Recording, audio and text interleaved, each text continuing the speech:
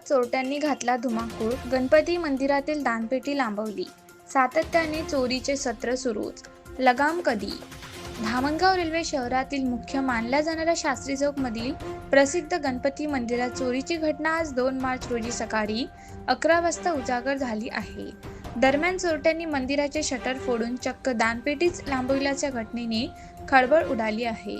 सदर चोरीची घटना 1 मार्चच्या मध्यरात्री घडली असून आज सकाळी पुजारी मंदिरात आले असता घटना उघडकीस आली असून दानपेटी 3 महिन्यापासून उघडली नसल्याने अंदाजे 8 ते 10 हजारावर चोरट्यांनी हात फिरवला असल्याचे मत मंदिर व्यवस्थापकाकडून सांगण्यात आले. घटनेची माहिती दत्तापूर पोलिसांना देण्यात आली असून घटनेचा पंचनामा करण्यासाठी पोलीस उपनिरीक्षक पुंडलिक चव्हाण, कर्मचारी मनोज धोटे घटनास्थळी दाखल झाले होते.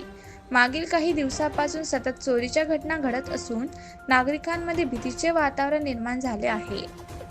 तर सातत्याने चोरीचे सत्र सुरू असल्याने चोरट्यांवर लगाम लावण्याचे आवाहन पोलिसांपुढे ठाकले आहे. धामणगावातील मागील काही दिवसांपासून धाडशी चोरीच्या घटना पाहता पोलिसांपुढे चोरटे वरचढ ठरत असल्याचे जनसामान्यात बोलल्या जात आहे.